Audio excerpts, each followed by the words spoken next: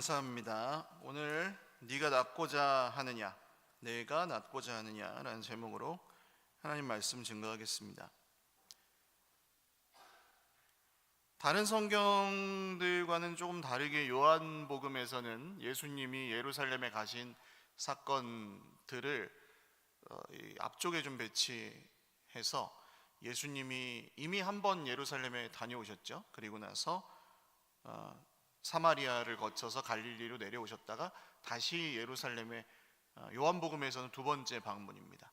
두 번째로 예루살렘에 가셨을 때에 이런 일이 있었습니다. 예루살렘에는 여러 문들이 있는데, 성문들이 있는데 양문이라는 문도 있었어요. 그 양의 문이라고 불리는 그런 문이 있었는데 그 문 곁에 베데스다라 하는 연못이 있었습니다. 히브리 말인데요, 베데스다 해서 벳은 집이라는 뜻입니다. 그래서 베들레헴, 예수님이 태어나신 베들레헴, 벳하고 레헴이에요. 그래서 벳은 집이고 레헴은 빵, 그러니까 빵집이에요. 빵이 있는 집. 메다니, 벳아니, 무화과의 집, 가난한 사람들의 집, 그런 뜻이고, 여기는 벳에스다 해서 은총의 집, 자비의 집, 긍휼의 집, 그런 뜻을 가지고 있는 연못이었습니다. 이 연못에는 전설이 있었는데 천사가 하늘에서 내려와서, 언제 내려오는지 모르지만 내려와서 물을 천사가 건드리고 가는데, 그 천사가 건드린 물에 제일 처음 들어가는 사람은 어떤 병에 걸려 있든지 낫는다는 전설을 가지고 있었습니다. 그러다 보니 이 베데스다 연못 옆에 가에는 사람들이, 병자들이 많이 모여서 점점 인산인해를 이루게 되었고, 거기에 이제 행각은 뭐냐 하면, 그 절에 가보면 대웅전하고 무슨 전하고 이렇게 막 있잖아요. 근데 큰 절에는 그 전각 사이를 비가 와도 다닐 수 있게 만들어 놓은 지붕이 달리고 기둥이 있는 그런 회랑, 주랑이라고도 부르는, 그 벽은 없고 기둥하고 지붕만 있는 그런 건물입니다. 그런 걸 세워놓는데 그걸 행각이라고 합니다. 그러니까 이 병자들이 햇빛을 피하고 비를 피할 수 있도록 만들어 놓은, 벽이 없고 기둥만 있는, 지붕하고 기둥만 있는 그런 건물이 행각이었어요. 여기 행각에 많은 병자들, 맹인들, 다리 저은 사람들, 혈기 마른 사람들이 누워서 그 물이 움직이는 것을 기다리고 있었습니다. 예수님이 그 수많은 병자들 중에 한 사람을 주목하십니다. 그 사람은 38년 동안 병을 앓으면서, 여기에 이제 언제 와서 앉아 있었는지 모르지만 38년 동안 병을 앓으면서 이 물이 움직이기만을 기다리고 있는, 근데 38년은 너무 길죠. 참으로 긴 기다림이었고, 또 절망도 됐을 것 같고, 낙심도 많이 했을 것 같고, 도무지 낫지 않는 병, 고쳐주시지 않는 하나님, 여러 생각을 하고 있었을 것 같습니다. 이 사람에게 예수님이 오늘 물으십니다. 네가 낫고자 하느냐? 네가 낫고자 하느냐라고 물으십니다. 오늘 이 질문이 조금 이상합니다. 사실 38년 동안 병을 앓고 있었던 사람이라면 그 상태가 어떨지는 불보듯 뻔하잖아요. 병자에게 뭘 원하십니까? 물으면 뭐라고 대답하겠어요? 낫고 싶다고 할 것이고요. 낫고 싶습니까? 라고 물어보면 예, 당연하죠. 뭘 보고도 뭐에 물으십니까? 약 올리는 겁니까? 그렇게 할 정도인데 예수님이 오늘 네가 낫고자 하느냐라고 물으세요.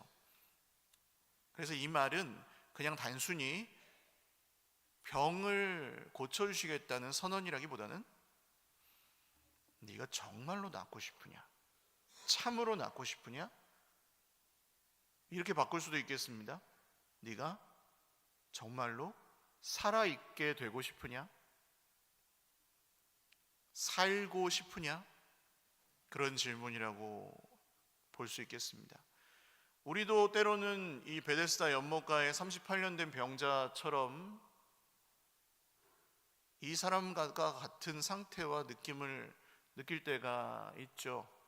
오랫동안 씨름하고 노력해봤는데 풀리지 않는 문제들, 기도하고 하나님께 구했지만 응답되지 않는 것 같아서 낙심한 일들, 오랜 질병으로 고통하고 계실 때 이런 생각하실 수 있을 것 같고, 도무지 나아지지 않는 형편, 경제적인 이유로도 이런 마음이 드실 수 있고, 변하지 않는 사람들의 모습을 통해 너무 많은 실망과 낙심, 혹은 변하지 않는 늘 연약하고 부족하기만 한 내 모습에 대한 실망과 자괴감, 그 어떤 것이든 우리를 이 38년 된 병자와 같은 느낌을 갖게 할 수 있는 그런 참 큰 문제들이죠. 근데 그런 우리를 향해서 오늘 주님이 이 병자에게 물으셨던 것처럼 우리에게도 물으십니다. 네가 낫고자 하느냐? 네가 살고자 하느냐? 그렇다면 오늘 이 병자에게 예수님께서 어떤 일을 하셨는지, 그리고 이 사람이 어떻게 응답하였는지를 본다면 오늘 우리가 어떻게 대답해야 할지도, 어떻게 응답하며 살아가야 될지도 좀 알 수 있을 것 같습니다. 첫 번째로 드릴 말씀은 소원을 의심해보라는 것입니다. 우리 마음속에 있는 소원에 대해서 의심해 보셔야 합니다. 오늘 이 병자에게 예수님이 물으신 질문이 이상하다 그랬죠? 네가 낫고자 하느냐? 보면 모릅니까? 근데 이 사람은 대답도 이상합니다. 네가 낫고자 하느냐라고 물으시면 뭐라고 대답해야 되죠? 낫고 싶으면 뭐라고 대답하면 돼요? Yes. 낫기 싫으면요? No. Yes, no question입니다. 다른 대답은 할 수 없습니다. 이 질문에는. 근데 이 사람 뭐라고 하냐면, 주여, 물이 움직일 때에 나를 못에 넣어주는 사람이 없어. 내가 가는 동안에 다른 사람이 먼저 내려가나이다. 그 천사가 물을 건드리고 나서 사람들이 막 이제 거기 병자들이 다 일어나가지고 막 달려갈 거 아니에요? 근데 자기는 병이 너무 심하니까 못 가는 거예요. 그렇게. 그래서 안 낫는다는 거예요. 어떤 사람 보니까 누가 업어가지고 막 달려가지고 물에다가 제일 먼저 넣어주던데, 나는 그런 사람이 없어가지고 못 낫고 있습니다. 그러니까 이 사람의, 우리는 좀 우습죠. 우스운데 이 사람의 생각과 그 관점이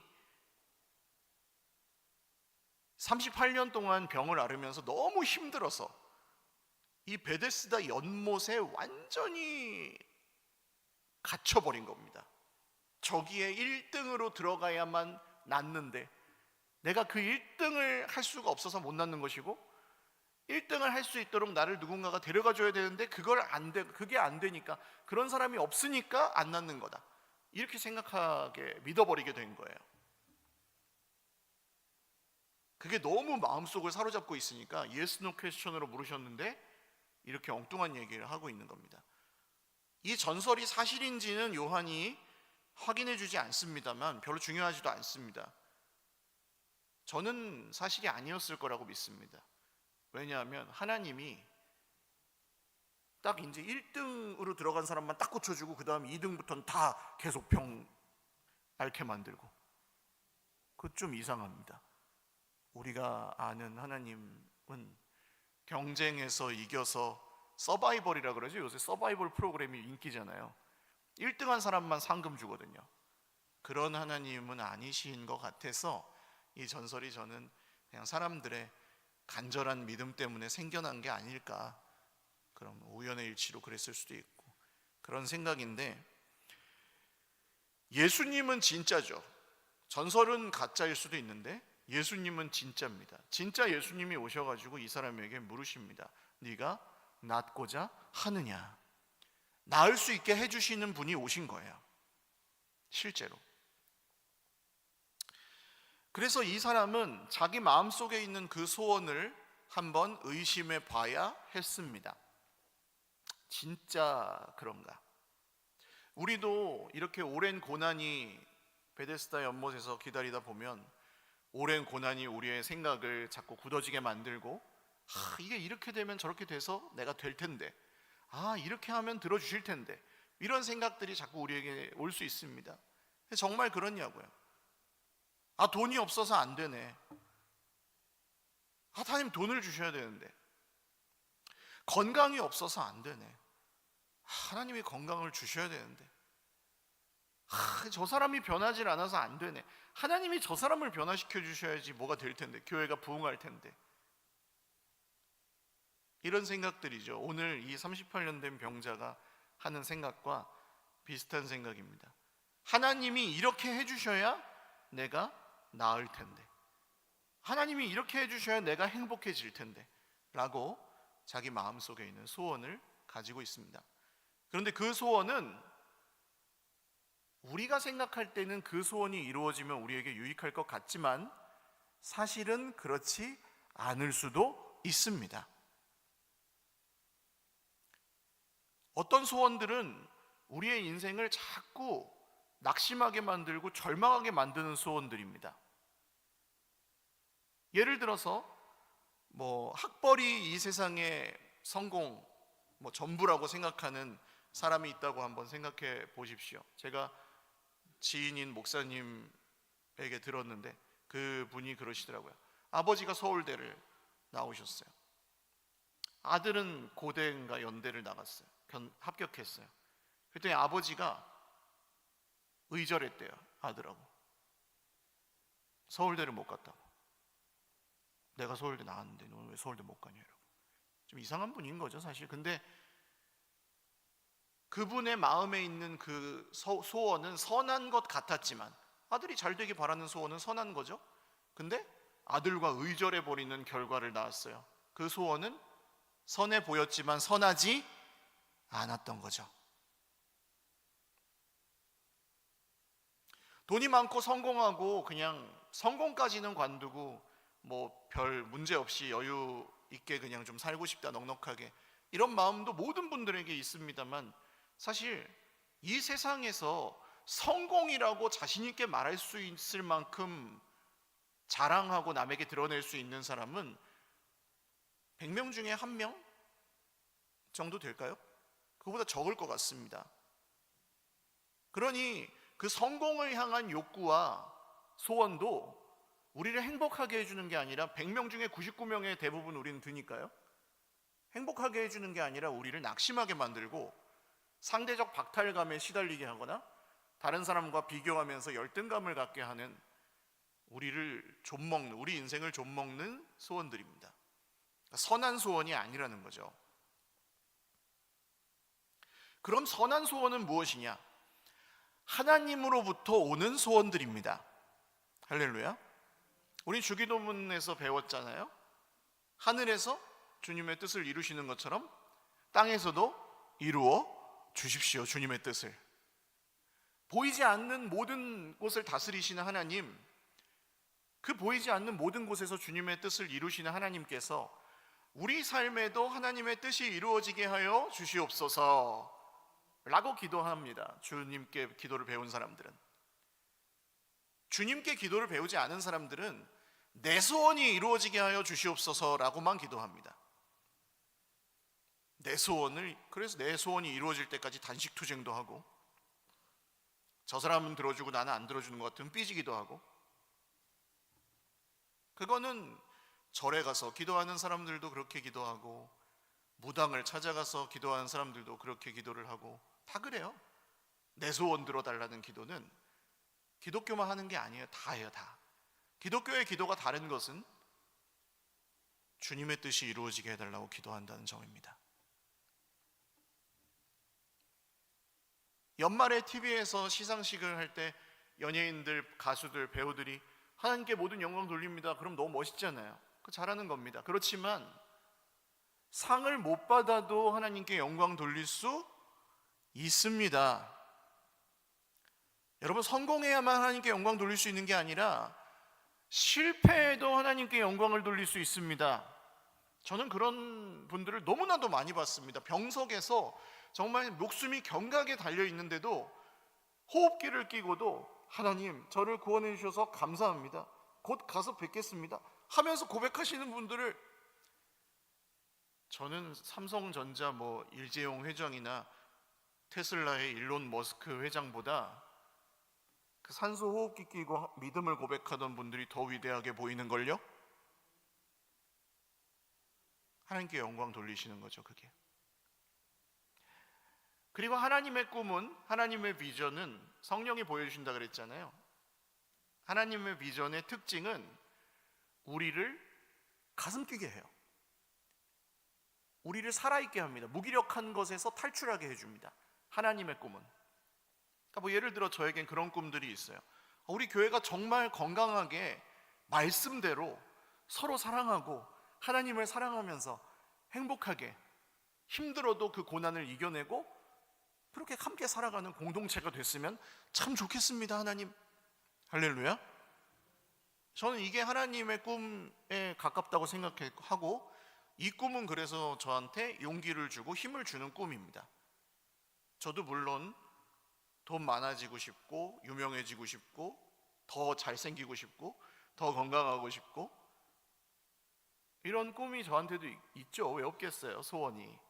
근데 그런 소원들은 저를 별로 이렇게 행복하게 해주지도 못하고 건강하게 해주지도 못해요. 그게 이루어질 수도 있고 이루어지지 않을 수도 있지만, 그런 소원들은 대부분 저를 힘들게 하더라고요. 근데 하나님의 소원, 하나님의 꿈, 여러분 꼭 교회만이 하나님의 꿈은 아닙니다. 우리 자신의 삶에서도 하나님, 이번에 제가 회사에서 하는 일이 하나님의 뜻대로 이루어지게 해 주십시오 라고 기도하실 수 있습니다. 그리고 제가 그 결과를 주님의 뜻으로 알고 받아들일 수 있게 해 주십시오.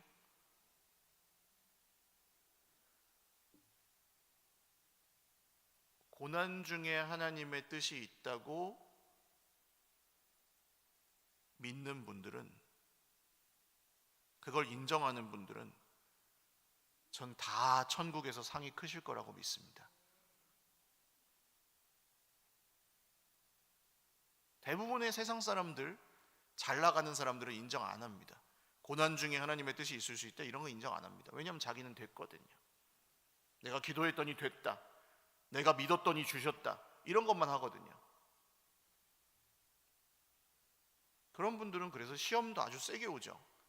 그렇게 되다가 안 되는 순간 시험이 오고, 그 다음부터는 자기에게 주신 그 힘과 돈 같은 걸 이용해서 되게 만들기도 하고, 안 되면 안 되니까. 그래서 우리 마음속에 있는 그 소원, 동기를 의심해보고 흔들어보는 것은 매우 중요한 일입니다. 진짜 낫고 싶으면. 두 번째로, 말씀을 신뢰해야 합니다. 예수님의 말씀을 신뢰하셔야 합니다. 이렇게 38년 된 병자 같은 상황에 있으면은 말씀이 아니라 사실은 환경이 먼저 지배해버립니다. 상황이 지배해버립니다. 옆에 있는 사람들이 자기의 삶을 지배해버립니다. 돈이 지배해버립니다. 그러니까 이게 안 되는 거예요. 계속 거기서 탈출할 수가 없어요. 완전히 억눌려 있어요. 그냥 큰 바윗돌 아래 깔려 있는 것처럼 사람이 사는 맛이 안 난다 그럴까요? 살아있어도 살아있는 게 아닌 것처럼. 거기다가 또 어떤 문제가 생기냐 하면, 이 대부분의 분들이 여기서 하나님을 향한 원망, 왜 하나님은 내가 이렇게 아픈데 기도해도 들어주지 않으시는가? 왜 내가 이렇게 상처받았는데 하나님은 이 상황이나 사람을 바꾸어 주지 않으시는가? 왜 내가 이렇게 가난하고 비참한데 왜 나에게 돈을 주지 않으시는가?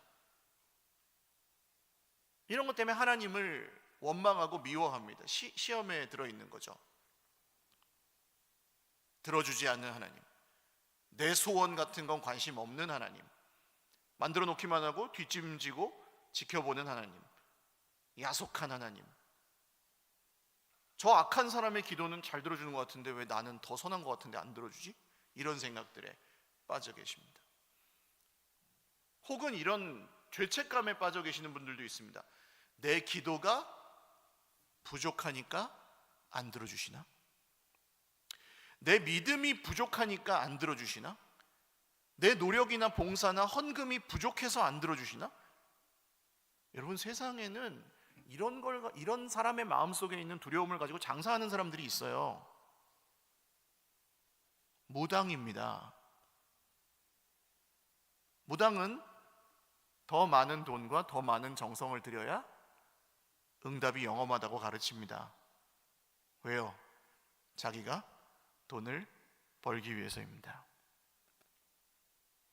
교회에서 이런 비슷한 일이 일어나지 않는다고 할 수 없습니다.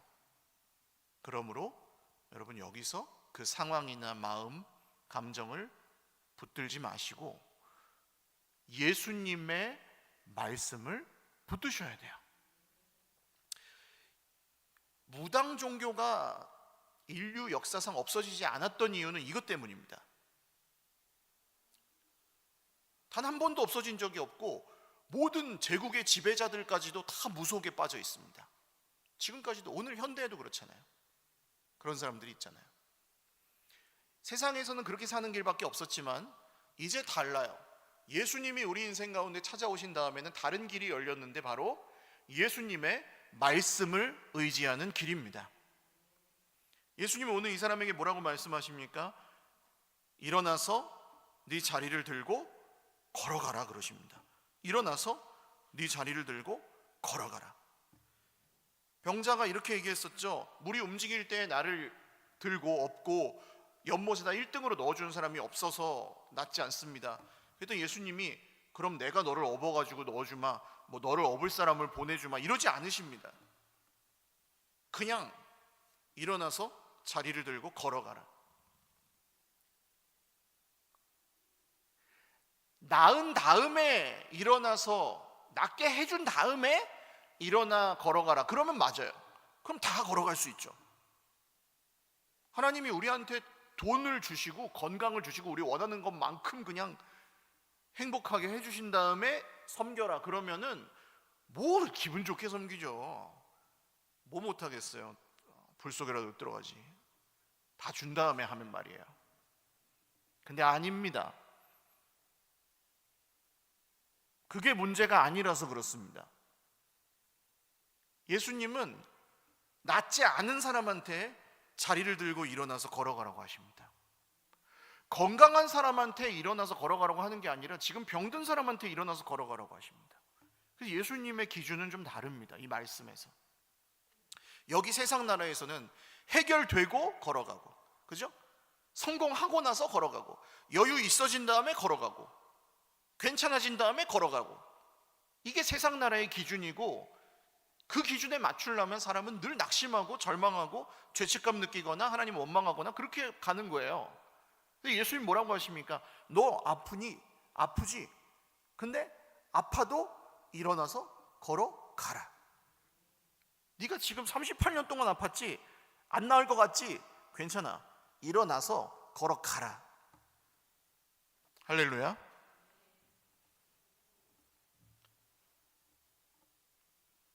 처음에는 어색합니다. 뭐 하는 짓이에요, 주님? 이런 생각이 듭니다. 나 못해요. 못하는데 뭘 자꾸 더 하래. 이렇게 야속함 같은 게 있을 수 있습니다. 근데 예수님을 주인으로 모시는 사람들은 거기서 베드로 정도 고백은 하는 거죠. 주님, 내가 밤새도록 수고하여 고기를 잡은 것이 없지만 말씀에 의지하여 그물을 내리리이다. 말씀을 의지하여. 안 될 것 같은데 그냥 말씀하시니까 제가 그냥 하는 신용이라도 해보겠습니다. 최선을 다해서 해보겠습니다. 이런 식으로 이제 바뀌는 거죠. 그럼 어떻게 됩니까? 그의 인생에 그 말씀이 실현이 됩니다. 뜻이 이루어지는 거죠. 하나님의 뜻이. 내가 원하는 소원, 그 소원은 나에게 가장 선한 것이 아닐 수도 있습니다. 아까 그 서울대 나온 아버지 얘기를 생각해 보세요. 아버지는 서울대, 아들은 고대. 결과 아들은 아버지를 잃어버리고 아버지는 아들을 잃어버렸잖아요. 선한 소원은 아니었던 거예요. 모든 성공을 제가 부정하는 게 아닙니다. 그 소원이 그에게 유익한가 아닌가는 다른 문제라는 거예요, 진짜로. 그럼 하나님의 소원은 어떻냐? 하나님의 소원은 겉으로 보기에는 그렇지 않아 보여도 우리 모두에게 하나님은 가장 선한 길을 예비해 두셨습니다. 이걸 의심할 필요가 없습니다. 그래서 실패한 가운데서도 하나님을 신뢰할 수 있고 힘든 상황 가운데서도 걸어갈 수 있습니다. 저는 목회를 하면서 설교하지 못할 것 같은 컨디션, 상태, 그런 일들을 꽤 만납니다. 몸이 아파서는 아니에요. 몸이 아픈 건 상관이 없습니다. 몸이 아프다고 설교를 못하지 않습니다. 설교하려고 그러면요, 말씀을 전하려고 그러면 몸이 낫습니다. 진짜로 목소리가 안 나와도 설교할 수 있습니다. 못하게 하는 거는 상황, 제 상태, 마음, 다른 사람과의 관계, 이런 것들입니다. 그거는 예배드리기 직전까지도 해결이 안 되는 것들도 꽤나 있습니다. 그럼 어떻게 해야 될까요? 저는 그럼 설교하러 올라와서 쇼하는 거예요. 쇼, 퍼포먼스 하는 거예요. 왜냐? 이 속은 완전 엉망진창이에요. 만신창인데 하나님을 믿읍시다, 우리 믿음으로 삽시다, 순종하며 복을 받읍시다, 이렇게 해야 되잖아요. 그러니까 막 웅변하는 것처럼, 연극하는 것처럼 해야 되는 거예요. 내 속에서는 그렇지 않은데. 목사님들이 좀 이상해지는 이유는 그런 것 때문에 그래요. 이건 기업 비밀인데 목사님들이 좀 이상해지시는 분들은 이게 뭐 이중인격도 아니고 현실에서는 그렇게 막 지지고 볶고 하면서 거룩한 설교를 해야 되니까 어려우신 거예요. 목사님들은 그게 어렵게 해요. 근데 연극을 하지 않을 수 있는 유일한 길이 있더라고요. 말씀을 믿는 겁니다. 너 아파? 피가 철철 나네? 그래도 일어나서 걸어가. 내가 낫게 해줄 거야. 너 할 수 있는 상태가 아니네 그걸. 근데도 해. 내가 도와줄 거야. 하나님의 부르심은 늘 그래요. 모세가 80세에 부름받았죠? 못한다고 하나님이 내가 할게, 넌 그냥 가기만 해, 내가 할 거야, 걱정하지 말고 가기만 해. 이게 그런 맥락입니다. 그래서 결국 이제 세 번째로 드릴 말씀으로 이어지는데요, 믿음으로 행동하셔야 됩니다. 믿음으로 행동하셔야 됩니다. 낫고자 하면은, 정말 낫고자 하면은 믿음으로 행동하셔야 됩니다. 늦지 않았습니다. 늦었다고 생각할 때가 정말 가장 빠른 때입니다. 지금부터라도 믿음으로 행동하면 됩니다. 이 사람은 자리를 들고 일어나서 걸어갑니다. 근데요, 걸어가려고 마음 먹는 그 순간, 정말 그게 어려운 거예요. 근데 그 순간 나왔어요. 그리고 일어나서 걸어갔어요. 그 순간이 어려워요. 옛날 기도원들 보시면 이 앞에 이렇게 우리처럼 이렇게 바닥이 넓고 여기다 자리 깔고 있는 병자들이 계세요. 환우들이. 거기서 그냥 먹고 자고 누워서 끙끙끙끙 앓다가 예배 드릴 때 잠깐 일어나고 그렇게 하시면서 기도하시는 거예요. 낫게 해달라고. 그렇게 하다 보면은 이렇게 나아서 집에 가시는 분도 있고, 돌아가셔서 없어지는 분도 있고, 자리가 이제 비잖아요. 그러면은 그 자리에 또 다른 그 뒤에 바로 있던 병자들이 또 이제 채우고 이렇게 올 거 아니에요? 이 사람은 지금 38년 동안 자리를 보존하고 있었으니 꽤 앞자리였겠죠. 연못에서 멀지 않은 자리, 금자리. 옛날에 이제 제 아는 목사님 한 분이 수만 명 교회인데 이게 예배당 문 열리면 난리가 나는, 다 줄 서 있어요. 왜? 자리 맡으려고. 금자리, 은자리, 동자리. 금자리 들어가려고 막 오픈런 하는 거예요. 열렸다 그러면 팍 와다다다다 뛰어들어가가지고 여기 자리 맡고 가방 놔두고 권사님, 집사님 일로 와 막 하면서 막 이제 하는 거죠. 그러다 막 싸우고 여기 내가 먼저 맡았거든 그러면서. 그러다가 이제 땡 하고 예배 드리려고 하면 이렇게 그게 좀 힘들었다 그러시더라고요, 그분은. 그런 자리예요. 아무튼 이 지금 38년 된 병자가 앉아있는 자리가 그렇게 귀한 자리라고요.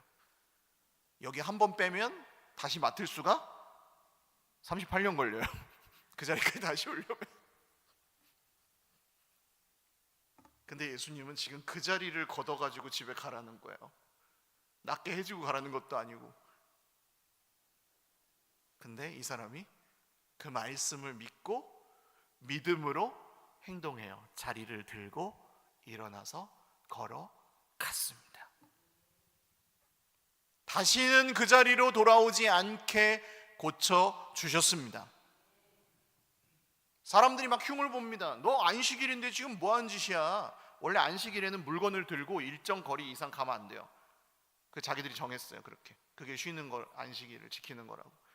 지금 침상 들고 자기 이부자리를 들고 걸어가니까 지금 뭐하는 짓이야 하는 거예요. 옆에 있던 유대인들이 이 사람이 38년 동안 병을 앓았다는 거를 알아요, 몰라요? 알죠.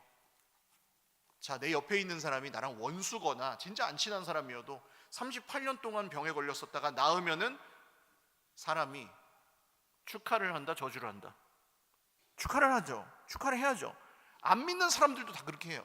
근데 이 유대인들, 율법을 정말 정결하게 거룩하게 지키는 유대인들은 병이 나았든지 뭐 이런 건 상관없어요. 오히려 시기 질투하면서 지금 안식일인데 뭐하는 짓이야 하고 탓을 합니다. 근데 이 사람은 그것도 이기고 가는 거예요. 지금 가라고 하니까 가는 거야. 메시아가 그분이 가라고 해서 가는 거야. 그리고 나았어요. 할렐루야.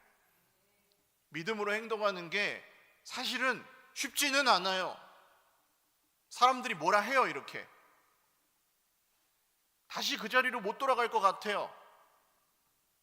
믿음으로 행동했다가는 하나님한테 다 뺏길 것 같아서 두렵기도 해요. 그렇지만 정말 낫고 싶으면, 정말 살고 싶으면 여러분, 우리는 언제든 믿음으로 행동해야 합니다.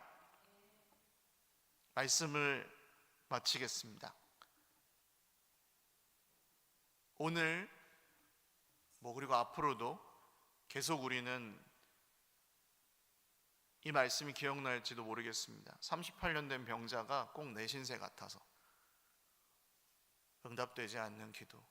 남들은 잘만 되는 것 같은데 나는 안 되고, 저 사람은 저렇게 부모를 잘 만나서 되는데 나는 안 되는 것 같고, 이런 생각들. 그러나 그때 그 생각을 붙잡지 마십시오. 우리 속에 있는 소원을 철저하게 분별해 보시고 그게 우리를 살리는 소원인지 죽이는 소원인지를 분별하십시오. 예수님 말씀하고 계십니다. 언제든지 붙들 수 있도록 그 말씀을 붙잡으십시오. 그리고 믿음으로 행동하십시오. 주님을 막 1등하고 성공하고 해서 무슨 영광 돌리는 그런 건 어렵지만 주님의 말씀을 믿음으로 행동해서 영광 돌리는 거는 어린아이들도 할 수 있습니다. 같이 기도하겠습니다. 주님, 우리도 낫고 싶습니다. 채워지지 않는 우리의 마음속에 빈자리가 채워지기를 원합니다. 우리 마음의 소원이 우리를 움직이고 노력하게도 만들지만 사실은 낙심하고 남과 비교하고 열등감에 빠지게 하고 제 본래 성격을 잃어버리게 만들기도 합니다. 주님, 진짜 낫고 싶습니다. 진짜 살고 싶습니다. 진짜 구원을 받고 싶습니다. 주님의 뜻이 이루어지기를 원하오니 주여, 오늘 우리의 삶 가운데 찾아오셔서 오늘 이 병자에게 하셨던 말씀과 그 새 일을 행하여 주시옵소서. 함께 기도드리겠습니다. 하나님 아버지, 진짜 낫기를 원합니다.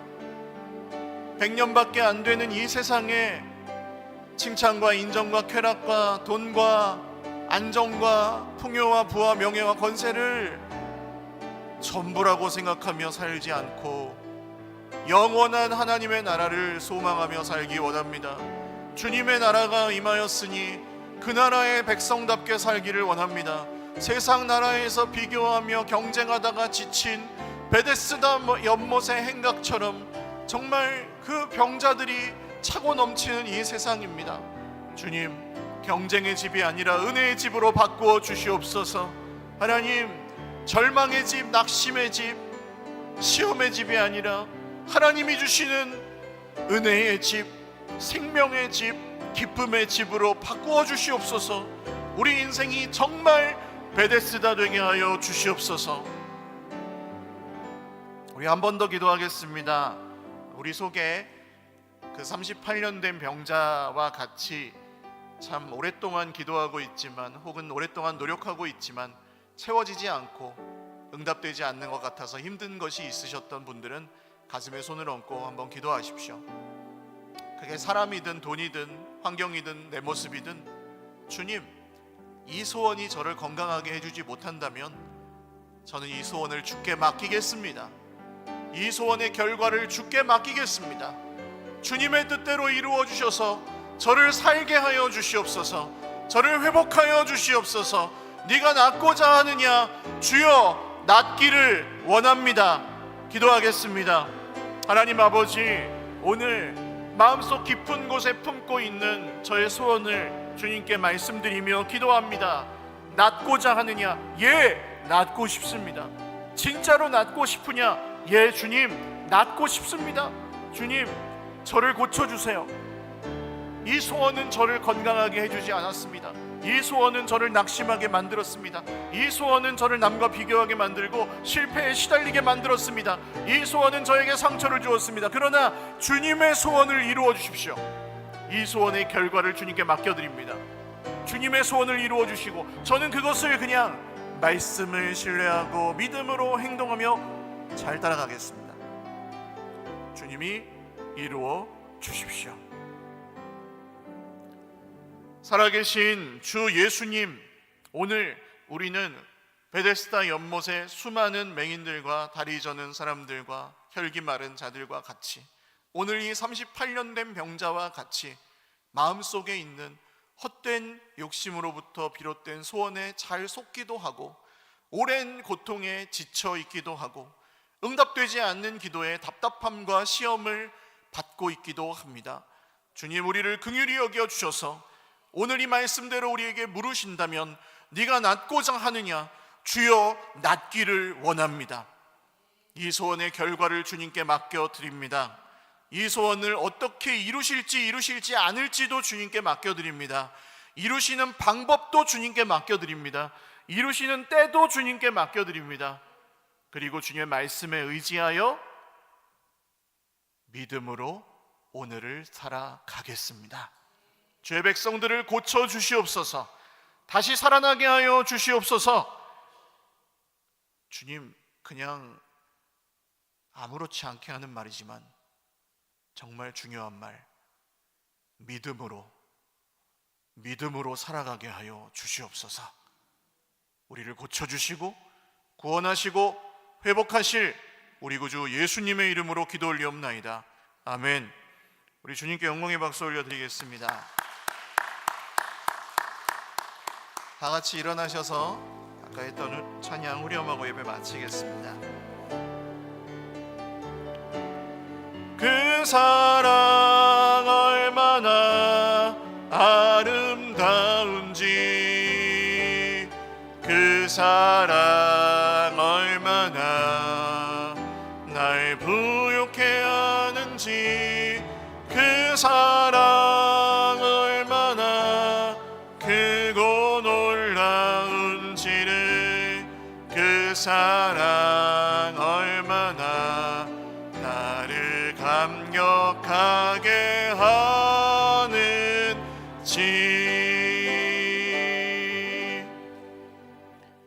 이제는 우리에게 내가 낫고자 하느냐 말씀하실 뿐만 아니라 우리를 진짜로 고쳐주시고 진짜로 살려주시는 우리 구주 예수 그리스도의 무한하신 은혜와 아들을 이 땅에 보내사 이 놀라운 일을 이루셔서 우리를 모든 헛된 욕심과 죄의 소원으로부터 건져주신 신실하신 하나님 아버지의 사랑하심과 지금도 우리 안에 함께 계셔서 말씀을 신뢰하고 환경과 상황을 뒤로 할 수 있는 믿음 주시고 믿음으로 행동하여 순종하는 사람이 받는 복에 이르게 하시는 성령님의 위로교통 충만 하나 되게 하심이 오늘 말씀을 듣고 이 병에서 놓여 건강하고 우리를 죽이는 소원에서 놓여 살리는 하나님의 소원으로 붙들어 살기를 소원하는 모든 주의 백성들 머리머리 위에와 가정과 자녀손들 위에와 주님의 몸된 교회 위에 영원토록 함께 있을지어다. 아멘.